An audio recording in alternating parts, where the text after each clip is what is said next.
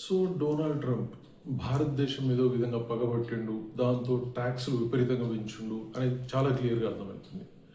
So మరి only Russia నుంచి చమురు కొనడం వల్లనే ఈ సమస్య వచ్చిందా అంటే అదేం కాదు. అది చాలా క్లియర్గా అర్థమవుతా ఉంది. మొన్న జరిగిన ఆపరేషన్ సింధూర్లో ట్రంప్ క్లెయిమ్ చేసుకుంటుంది ఏంటంటే, నేను చెప్తేనే భారతదేశం యుద్ధం ఆపింది, పాకిస్తాన్ యుద్ధం ఆపింది, వాణిజ్యం కోసమే నేను ఒప్పించాను అని చెప్పేసి చెప్పుకున్నాడు.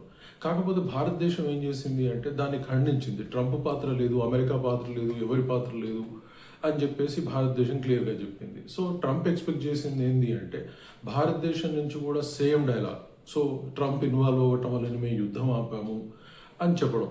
ఎందుకంటే పాకిస్తాన్ అదే చెప్తా ఉంది, ఇజ్రాయెల్ అదే చెప్తా ఉంది.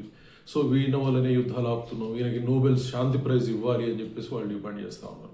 కానీ భారతదేశం మాత్రం ఆయన యుద్ధాన్ని ఆపాడు అంటే మాత్రం యాక్సెప్ట్ చేయటం లేదు. సో అది ముఖ్యంగా ఆయన కోపం వచ్చినట్టుగా కనిపిస్తూ ఉంది. ఎందుకంటే దానివల్ల ఆయన ఫేమ్ క్రియేట్ చేసుకుంటా ఉన్నాడు తప్పితే అది మనం చేస్తున్న పని వల్ల ఏమైందంటే ఆయన డీఫేమ్ అవుతున్నా అని ఫీల్ అవుతా ఉన్నాడు. తర్వాత నాకు సపోర్ట్ చేయటం లేదు, భారతదేశం మళ్ళీ నాకు నోబెల్ ప్రైజ్ గురించి మాట్లాడటం లేదన్న ఒక వింత వాదనకి ఆయన మనసులో తిరుగుతూ ఉంది. సో దాంతో ఏం చేస్తూ ఉన్నాడు అంటే కక్ష పెట్టుకొని భారతదేశం మీద రివెంజ్ యాక్టివిటీస్కి వెళ్తా ఉన్నాడు. ఎందుకంటే మనకంటే ఎక్కువ కూడా చైనా శత్రుత్వ దేశం అమెరికాకి, కానీ చైనా కంటే ఎక్కువ ఇంపోజిషన్స్ మన మీద ఉన్నాయి. సో అంటే క్లియర్గా అర్థమవుతుంది. సో మరి నిజంగా చెప్పాలంటే ట్రంప్ శాంతి బహుమతికి అర్హుడా అంటే ఆయన చేస్తున్న అశాంతి అమెరికన్స్ అడిగితే చాలు ఆయన ఎంత అశాంతిపరుడు అనేది. మొదటిసారి ప్రెసిడెంట్ అయినప్పుడు మనం చూసాం ఎంత ఆందోళనలు వచ్చాయో సమాజంలో. అలాగే ఇప్పుడు చూస్తే కంప్లీట్ అమెరికా ఉడికిపోతుంది, ప్రపంచం ఉడికిపోతుంది. సో ఇజ్రాయెల్తో ఆయన శాంతి తీసుకొచ్చింది ఏముంది అక్కడ?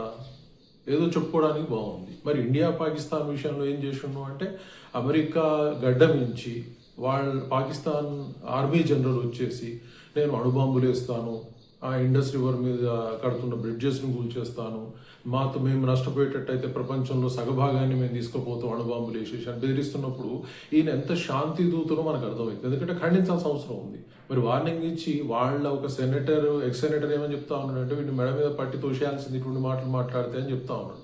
కానీ మరి ట్రంప్ ఎందుకు భరించుండు అంటే ఆయన గొప్ప శాంతి దూత కాబట్టి ఇలాంటి అణుబాంబు కార్యక్రమాలు, ఇలాంటి బెదిరింపులను యాక్సెప్ట్ చేస్తూ ఉన్నాడు.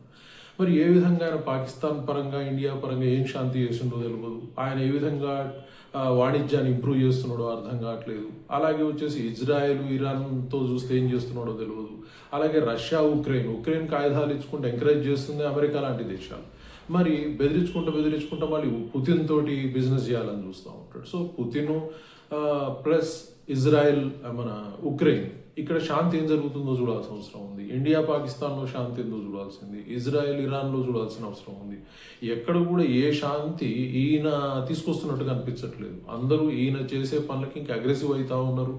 ఇంకా వాళ్ళు ఈ వీక్నెస్ను చూసుకొని వాళ్ళు లబ్ధి పొందాలన్న ప్రయత్నాలు జరుగుతూ ఉన్నాయి ఈ దుర్మార్గపు దేశాలన్నీ కూడా.